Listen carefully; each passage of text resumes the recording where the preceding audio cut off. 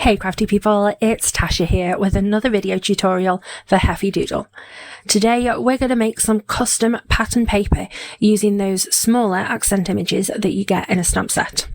To make my project I'm using Wrapped with Love stamps and the dies, Jumbo Hooray sentiment die.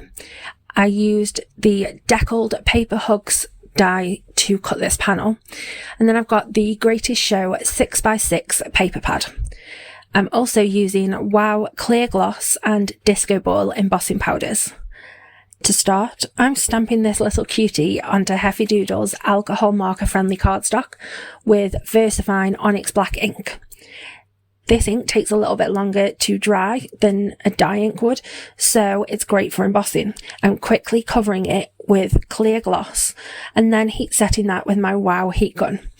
I also did the same with a sentiment, but onto Nina Solar White 80-pound cardstock. Now I'm colouring my cute critter, starting with my lightest shade to cover his whole body, just to get that cardstock ready to take the stronger colours. Heffy Doodle's alcohol marker cardstock keeps the ink from drying that little bit longer, which makes it so much easier to blend. It's my go-to paper for alcohol marker colouring now. I love it. My next step is to add the darkest colour in the shadow areas. Just a simple line to help me map it out. Usually I would use other shades to help me blend out, but I'm waiting on some refills right now, so I just got to work with what I have. I'm scribbling that darkest colour onto this acrylic block so that I can take up a bit of that pigment onto my lighter markers. It's just like borrowing a little bit to get a colour that is somewhere between the two markers. If the shadow gets a little lost in the blending, then I can go back in to reinforce it with that darkest marker. It's not perfect, but it is a great way of stretching your markers if you don't have as many shades. I finished the other bits off screen, but here is my critter ready to go. Now I'm working on that background. I've decided to go for Blue Hawaii to stamp because it's just a little bit softer than black. I've got my panel in my Misty and I'm adding 3 of the present stamps from Wrapped with Love, inking up with Blue Hawaii and stamping those down.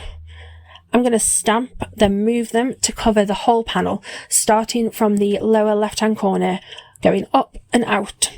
I'm taking care to twist and turn the images and I'm mixing them around so that it looks like a random pattern. Also being sure to stamp some going off the edge of the panel, and this is going to make it feel like it is a piece cut from a larger sheet of pattern paper. I'm using an acrylic block to free range stamp to cover any little gaps in the pattern. Once that's done, I'm adding some shading to these images using that same ink that I stamped them in and a Tombow ABT Blender pen. You can totally skip this step if you want, but personally I really do like to give them a little bit of shadow. I've made myself a little faux palette by squishing the ink pad onto an acrylic block, and then I can just pick up a bit of the ink onto my blender marker and then colour it straight onto my panel. So a couple of things. This ink is one of Hero Arts' reactive inks, and they're made to react with water, so I already know that it's going to work well with my marker. Also, the panel isn't watercolour cardstock. It is just Nina 80-pound, so it's not going to take any kind of traditional watercolour. But this way isn't really adding any moisture into the paper, so it's going to work for what I want. Now, if you were to go over and over the same spot, the paper will start to pill and you won't get a very nice finish. So you do need to be mindful of that. It would be better to give an area time to dry on the surface of that cardstock, then go back in later to add a little extra colour. I have sped this up quite a bit, but hopefully you can see that I'm adding straight lines of shadow on the square presents, but I'm curving those shadows on the round boxes. I want to add colour anywhere that one box is behind or underneath another one, and underneath any of the lids too. To break up the images a little, I'm also colouring the box lids with a light wash and then adding some slightly stronger colour onto all of the bows. Once I'm finished, I just clean the marker off by scribbling any remaining colour onto some scrap paper, and it's ready for the next time I want to use it. Now that my presents have some tone-on-tone shadow, but I want to add a little light grey shadow underneath each set, just to help them pop off the panel. It's really subtle, but I do personally like the difference that it makes. Time to die cut. I've got my mini die cutting machine out, and I'm die cutting my little critter first, then my large sentiment. I've cut it from some pattern paper, and then I'm also cutting it from this foam. It's got adhesive on both sides. Now, you might not think that the mini die cutting machine can handle thicker materials, but it cuts this foam beautifully.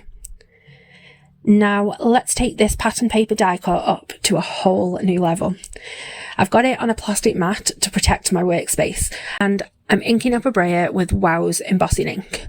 And then I'm rolling that over the Hooray die cut.